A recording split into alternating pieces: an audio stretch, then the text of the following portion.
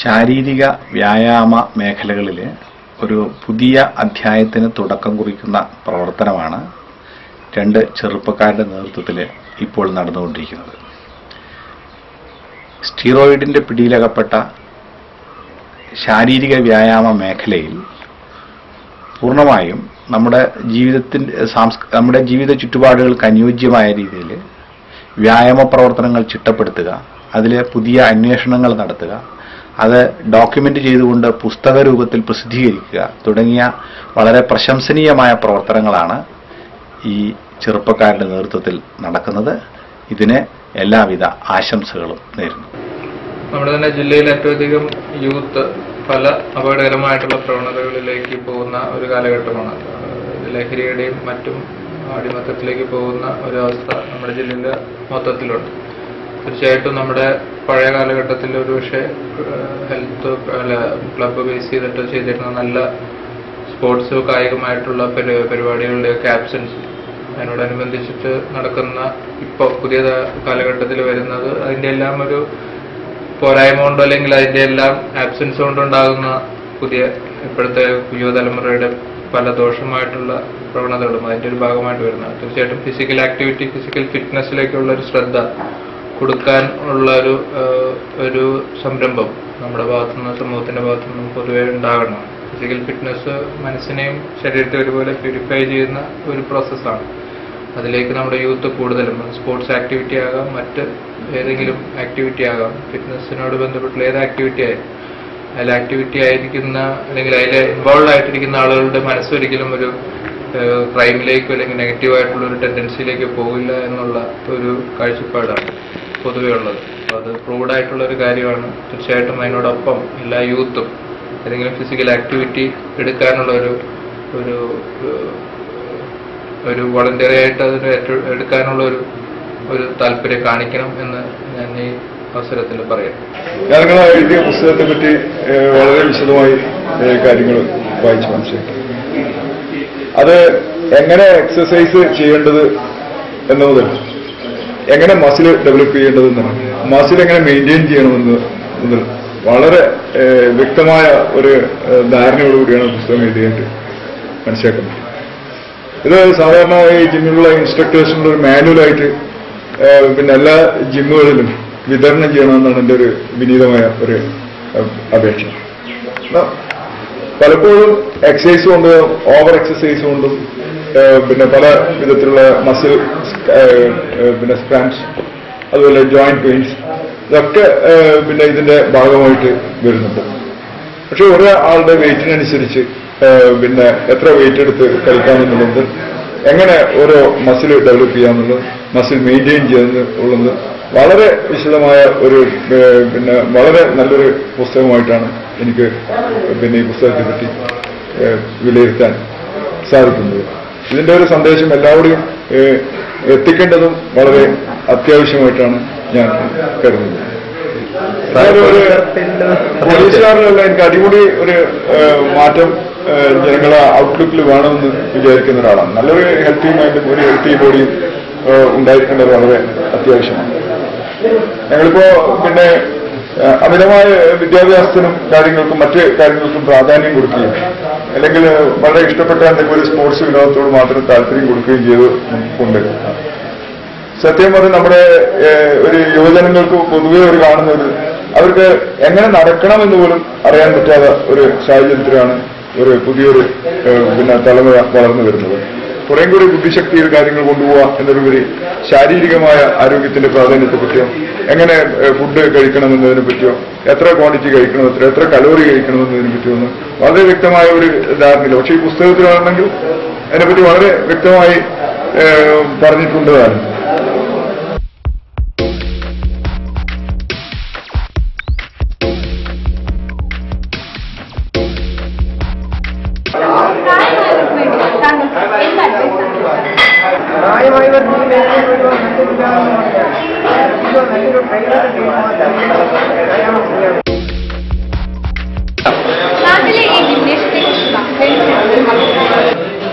നമ്മുടെ ഈ ജിംനേഷ്യത്തിന്റെ ഈ കടന്നുവരവ് നമ്മുടെ ഈ മലയോര മേഖലയിൽ ഒരുപാട് പ്രാധാന്യം നൽകിയിട്ടുണ്ട്. എന്റെ അഭിപ്രായത്തിൽ ഇതിൽ ഏറ്റവും പ്രാധാന്യം നമ്മുടെ സുഹൃത്തുക്കൾക്കിടയിലും അതുപോലെ തന്നെ നമ്മുടെ ചെറുപ്പക്കാർക്കിടയിലുമുള്ള മദ്യപാനം അതുപോലെ മറ്റ് ലഹരി പദാർത്ഥങ്ങളുടെ ഉപയോഗം അതിനെതിരെ ഒരു നല്ല ബോധം നൽകിക്കൊണ്ട് നമ്മുടെ ശരീരത്തെ സ്നേഹിക്കാനും നമ്മുടെ ശരീരത്തെ സ്നേഹിക്കാനും അതിലൂടെ ഞങ്ങളുടെ വ്യക്തിത്വം വിനിയോഗിക്കാനും സാധിക്കുന്നുണ്ട് എന്നുള്ളത് തന്നെയാണ് ഏറ്റവും വലിയ. അല്ലെങ്കിൽ തന്നെ താങ്കൾ ഒരു കഠിനാധ്വാനിയാണ്, പിന്നെ എന്തിനാണ് ഈ ജിമ്മിൽ വന്ന് വ്യായാമം? ഞാൻ രാവിലെ ഡാപ്പിങ്ങും അത് കഴിഞ്ഞ് യോടിക്കും പണി കഴിഞ്ഞിട്ടാണ് ഞാൻ ജിമ്മിൽ വന്ന് വ്യായാമം ചെയ്യുന്നത്. ജിമ്മിൽ വരുന്നതോടുകൂടി എനിക്ക് ജോലികൾ വളരെ ഈസിയായി ചെയ്യുവാൻ സാധിക്കുന്നു. ജിമ്മിൽ നിന്നും വളരെ അകലെയാണ് എൻ്റെ വീട്. ഞാൻ ഓട്ടോറിക്ഷയിൽ പോയാണെങ്കിൽ ഞാൻ എൻ്റെ വ്യായാമം നടത്താറുണ്ട്. ഈ ജിമ്മിൽ വെറും 3 മാസങ്ങൾ കൊണ്ട് തന്നെ അത്ഭുതകരമായ ഈ എക്സ്പീരിയൻസിനെ കുറിച്ച് ഒന്ന് വിശദീകരിക്കാം. മാഷിന്റെ നിർദ്ദേശപ്രകാരമുള്ള ചിട്ടായ ഭക്ഷണ ക്രമീകരണവും 2 നേരം മുടങ്ങാതെ വ്യായാമമാണ് 3 മാസം കൊണ്ട് 26 കിലോ എനിക്ക് കുറക്കാൻ പറ്റിയത്. കയറ് കുറക്കാൻ ഞാൻ കുറെ കഷ്ടപ്പെട്ടിട്ടുണ്ട്. കയറ് കുറച്ചപ്പോൾ എനിക്ക് അതിയായ സന്തോഷമുണ്ട്. ഈ നാട്ടിലൊരു ഹെൽത്ത് ക്ലബുണ്ട്. അത് ഇവിടുത്തെ ചെറുപ്പക്കാരിൽ ഏത് തരത്തിലുള്ള സ്വാധീനമാണ് ചെലുത്തുന്നത്?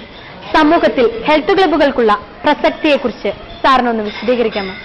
ഹെൽത്ത് ക്ലബിന് വളരെയേറെ പ്രാധാന്യമുണ്ട്. കാരണം ഇപ്പോൾ നമ്മളെ സാധാരണഗതിയിൽ സമൂഹത്തിൽ ഇപ്പം ടൗൺ പ്രദേശങ്ങളിലാണ് ഹെൽത്ത് ക്ലബ്ബുകളുടെ ആരംഭം ഉണ്ടായിട്ടുള്ളത്. ആ ഹെൽത്ത് ക്ലബ്ബുകൾ പുരോഗമിച്ച്, അതായത് പടർന്നു പന്തലിച്ച് ഇപ്പോൾ നമ്മുടെ സമൂഹത്തിൽ മലയോര മേഖലയിലേക്ക് കൂടി വ്യാപിച്ചിരിക്കുകയാണ്. മലയോര മേഖലകളിൽ ഇപ്പോൾ പൂർണ്ണമായിട്ടും യുവാക്കളെ കേന്ദ്രീകരിച്ചിരിക്കുന്ന, അതായത് ഗ്രസിച്ചുകൊണ്ടിരിക്കുന്ന മദ്യം, മയക്കുമരുന്ന് ഇങ്ങനെയുള്ള ദുസ്വഭാവങ്ങളിൽ നിന്നും യുവാക്കളെ പിന്തിരിപ്പിക്കുവാൻ ഏറെക്കുറെ ഈ ഹെൽത്ത് ക്ലബ്ബുകളുടെ സഹായം ഉണ്ട് എന്നുള്ളതാണ് നമുക്ക് മനസ്സിലാക്കാൻ വേണ്ടി സാധിച്ചിട്ടുള്ളത്. നിങ്ങളിരുവരും ജിംനേഷ്യങ്ങളിലെ പരിശീലന രംഗത്ത് പുത്തൻ ആശയങ്ങൾ കൊണ്ടുവന്നവരാണ്. മനുഷ്യ ശരീരത്തിന്റെ വാസ്തുശാസ്ത്രം എന്ന പുസ്തകവും ഇതിനകം രചിച്ചു കഴിഞ്ഞിരിക്കുന്നു. മറ്റു പരിശീലകരിൽ നിന്നും നിങ്ങളെ എന്തൊക്കെ കാര്യങ്ങളാണ് വ്യത്യസ്തരാക്കുന്നത്? ജസ്റ്റ് ഇവിടുത്തെ പരിശീലന രീതി ഒന്ന് വിവരിക്കാമോ? കുറിച്ച് പലർക്കും വ്യക്തമായ ധാരണയില്ല. ഒരു വ്യായാമം ചെയ്യുമ്പോൾ അതിന്റെ പ്രാധാന്യത്തെക്കുറിച്ച് മിക്ക ജിമ്മിലും പറഞ്ഞു കൊടുക്കുന്നതായി കാണാറില്ല. മറ്റൊരു പ്രധാനപ്പെട്ട കാര്യം ബ്രീത്തിങ്. മിക്ക ജിമ്മിലും ബ്രീത്തിങ് തെറ്റായിട്ടാണ് പറഞ്ഞു കൊടുക്കുന്നത്. ഈ തെറ്റായ ബ്രീത്തിങ് മൂലം അവരുടെ ശരീരത്തിൽ സംഭവിക്കുന്ന പ്രതിഭാസമാണ് വാൽസൽവ മാനവർ എഫക്റ്റ്. ഇത് ഹെർണിയ, അതായത് കുടലിറക്കം, നിങ്ങളിപ്പോൾ ചുറ്റുപാട് കണ്ടിട്ടുണ്ടാവും. ഈ ഹെർണിയ പോലുള്ള അസുഖങ്ങൾക്ക് ഇത് വഴിയൊരുക്കുന്നുണ്ട്. നമ്മളെ ജിമ്മിൽ പോകുന്നതോടൊപ്പം ജിംനേഷ്യത്തിൽ കളിക്കുന്നത് നമുക്ക് ആരോഗ്യത്തിന് വേണ്ടിയിട്ടാണ് മിക്കവരും ജിംനേഷ്യത്തിലേക്ക് പോകുന്നത്. പക്ഷേ ഈ തെറ്റായ പ്രവണത മൂലം അവർക്ക് ആരോഗ്യത്തിന് പകരം അനാരോഗ്യം ആണ് ലഭിക്കുന്നത്. ബ്രീത്തിങ്ങിനെ കുറിച്ച് പറയുകയാണെങ്കിൽ ഇന്ന് നമുക്ക് ചുറ്റും കാണപ്പെടുന്ന ഒട്ടുമിക്ക ആരോഗ്യ മാഗസിനുകളിലും അതുപോലെ തന്നെ TV ചാനലുകളിൽ പോലും തെറ്റായ ബ്രീത്തിങ് ആണ് കണ്ടുവരുന്നത്. കൂടുതലായിട്ടും lat pull down, seated row, pull up ഇതുപോലെ ബാക്ക് മസിൽസിന്റെ വ്യായാമത്തിലാണ് മിക്കവരും ബ്രീത്തിങ് തെറ്റിക്കുന്നതായിട്ട് കണ്ടുവരുന്നത്. എന്നാൽ ഞങ്ങളൊരു വ്യക്തി വ്യായാമം ചെയ്യുന്ന വ്യായാമത്തിന്റെ പ്രാധാന്യത്തെക്കുറിച്ച് പറഞ്ഞു കൊടുക്കാറുണ്ട്. ഉദാഹരണത്തിന് ചെസ്റ്റിന്റെ നല്ലൊരു വ്യായാമമായ ബെഞ്ച് പ്രസ് ചെയ്യുമ്പോൾ പങ്കെടുക്കുന്ന മസിൽസുകളാണ് pectoral major, anterior deltoid, triceps brachii. അതുപോലെ തന്നെ ബാക്കിന്റെ വ്യായാമമായ സീറ്റഡ് റോ അതിൽ പങ്കെടുക്കുന്ന മസിൽസുകളാണ് rhomboid major, teres major, latissimus dorsi, trapezius, posterior deltoid, biceps brachii, brachialis, brachioradialis. ഈ മസിൽസുകൾ ഇതിൽ പങ്കെടുക്കുന്നുണ്ട്. അതുപോലെ തന്നെ പൊസിഷൻ, ബ്രീത്തിങ്, ഗ്രിപ്പ് എല്ലാം വളരെ വ്യക്തമായിട്ട് നമ്മൾ ഒരു വ്യക്തി പറഞ്ഞു കൊടുക്കാറുണ്ട്. ജിംനേഷ്യങ്ങളിലെ സ്റ്റിറോയിഡ് ഉപയോഗത്തെ നിങ്ങൾ എങ്ങനെ നോക്കിക്കാണുന്നു? അനബോളിക് ആൻഡ്രോജനിക് സ്റ്റിറോയിഡുകളുടെ ഉപയോഗം ബോഡി ബിൽഡർമാരുടെ ആയുസ് കുറക്കാറുണ്ട്. അതുപോലെ തന്നെ മാരകമായ സൈഡ് എഫക്റ്റിലേക്ക് വരുത്തി തീർക്കാറുമുണ്ട്. ഉദാഹരണമായി പറയുകയാണെങ്കിൽ അമേരിക്കയിലെ പ്രശസ്തരായ ഒരു ബോഡി ബിൽഡറാണ് നമ്മുടെ മൈക്ക് മെട്രാസ്. ഈയിടെയാണ് അദ്ദേഹം ഹാർട്ട് ഫെയിലിയറായിട്ട് മരിച്ചത്. അമിതമായ സ്റ്റിറോയിഡ് ഉപയോഗമാണ് അദ്ദേഹത്തെ ഈ മരണത്തിലേക്ക് തള്ളിവിട്ടതെന്നാണ് പോസ്റ്റ്മോർട്ടം റിപ്പോർട്ട്. മറ്റൊരു പ്രധാനപ്പെട്ട ഉദാഹരണം പറയുകയാണെങ്കിൽ ജർമ്മൻ ജയന്റ് എന്ന പേരിൽ അറിയപ്പെടുന്ന, ജർമ്മൻ ജയന്റ് അല്ല, മാറിപ്പോയി, യൂഗോസ്ലാവിയൻ ബോഡി ബിൽഡറായ നാസർ എൽസംബത്തി എന്ന ബോഡി ബിൽഡർ കിഡ്നി ഫെയിലായിട്ട് മരിക്കാൻ കാരണവും ഈ അമിത സ്റ്റിറോയിഡ് ഉപയോഗമാണ്. അതുപോലെ ആൻഡ്രിയാസ് മുൻസർ, ആസ്ട്രിയൻ ബോഡി ബിൽഡറായ 90കളിൽ ഒളിമ്പിയയിൽ മത്സരിച്ചുകൊണ്ടിരുന്ന ആസ്ട്രിയൻ ബോഡി ബിൽഡറായ ആൻഡ്രിയാസ് മുൻസറിന്റെ ഹൃദയം സാധാരണ പേഴ്സണെ അപേക്ഷിച്ച് ഡബിൾ മടങ്ങ് വലുതായിട്ടാണ് അദ്ദേഹം ഹാർട്ട് ഫെയിലിയർ ആയിട്ട് മരിച്ചത്. സാധാരണ ഒരു പേഴ്സന്റെ 30 എന്ന് പറയുന്നത് 250 മുതൽ 300 ഗ്രാം വരെയാണ്. ഇദ്ദേഹത്തിൻ്റെത് 610 ഗ്രാം വരെ വന്നു എന്നാണ് ലഭ്യമായ റിപ്പോർട്ടുകൾ പറയുന്നത്. ഇത്തരം അനബോളിക് സ്റ്റിറോയിഡുകളുടെ ഉപയോഗം ബോഡി ബിൽഡിങ്ങിൽ വ്യാപകമാണെങ്കിൽ ഇതിനെതിരെ പ്രതിഷേധിക്കാനോ അല്ലെങ്കിൽ ഇത്തരം കായികമേളക്കെതിരെ പ്രതികരിക്കാനോ ആരും തയ്യാറാവാറില്ല. സ്റ്റിറോയിഡ് ഉപയോഗം കൊണ്ടുള്ള ദൂഷ്യവശങ്ങളെ ഒന്ന് വിവരിക്കാം. യാതൊരുവിധ ആരോഗ്യവും സ്റ്റിറോയിഡ് ബോഡി ബിൽഡർമാർക്ക് ഉണ്ടായിരിക്കുകയില്ല. ഇവർ പുറമെ കരുത്തരും ഭീമാകരന്മാരുമാണ്. എന്നാൽ ഇവരുടെ ആന്തരികമായി ഇവർ വളരെ ദുർബലരായിരിക്കും. സാധാരണ ഒരു വ്യക്തിയെ അപേക്ഷിച്ച് ഇവരുടെ ദഹന പ്രക്രിയയൊക്കെ 10 മടങ്ങ് വേഗത്തിലാണ് നടക്കുന്നത്. അതുപോലെ തന്നെ ഇവരുടെ സിക്സ് പാക്ക് പറഞ്ഞു വരികയാണ്, ഇവരുടെ സിക്സ് പാക്ക് പോലും കഠിനാധ്വാനത്തിലൂടെ നേടിയെടുക്കുന്നതല്ല. ആന്തരികാവയവങ്ങൾ വലിപ്പം വെക്കുകയും തന്മൂലം ഉദരപേശികൾ പുറത്തേക്ക് തള്ളുന്നതായി കാണുന്നതാണ് നമുക്ക് സിക്സ് പാക്കായി കാണുന്നത്. അതുപോലെ തന്നെ ഒരു സാധാരണക്കാരൻ്റെ ഒരാഴ്ചത്തെ ഭക്ഷണം ഇവർക്ക് ഒരു ദിവസത്തേക്ക് വേണ്ടി വരുന്നു. അമിതമായ ഉത്തേജകം നമ്മളെ ഹോർമോൺസിന്റെ പ്രവർത്തനം വേഗത്തിലാക്കുന്നതാണ് ഇതിന് ഒരു പ്രധാന കാരണം. കൂടാതെ മർമ്മപ്രധാന ഭാഗങ്ങളായ കിഡ്നി, ലിവർ, ഹാർട്ട് തുടങ്ങിയവയും ദോഷകരമായി ബാധിക്കുന്നു. അതുപോലെ മസ്കുലൈസേഷൻ, ഗൈനക്കോമാസ്റ്റിയ, ഫെമിനൈസേഷൻ, ഗ്രോത്ത് ഡിഫക്റ്റ് തുടങ്ങിയവും ഇതിന്റെ ഒരു സൈഡ് എഫക്റ്റ് ആണ്. മറ്റൊരു പ്രധാനപ്പെട്ട സന്ദേശം നമുക്ക് നൽകാനുള്ളത്, പല ബോഡി ബിൽഡർമാരും കോമ്പറ്റീഷൻ വേളയിൽ വെള്ളം കുടിക്കുന്നതായി കാണുന്നില്ല. നമ്മുടെ ശരീരത്തിൽ ശരിക്കും ഫാറ്റ് ബേണിംഗ് നടക്കണമെങ്കിൽ വാട്ടർ ഉണ്ടായേ മതിയാകും. അതായത് ജലവും ഓക്സിജനും കൂടി പ്രവർത്തിച്ച് ഓക്സിഡേഷൻ നടന്നാലേ ഫാറ്റ് ബേണിംഗ് നടക്കും. ഇതറിയാതെ പല യുവാക്കളും കുട്ടികളും കോമ്പറ്റീഷൻ ചെയ്യുന്ന മുതിർന്നവരും എല്ലാവരും തന്നെ വാട്ടർ കട്ട് ചെയ്യുന്നതായി കാണാറുണ്ട്.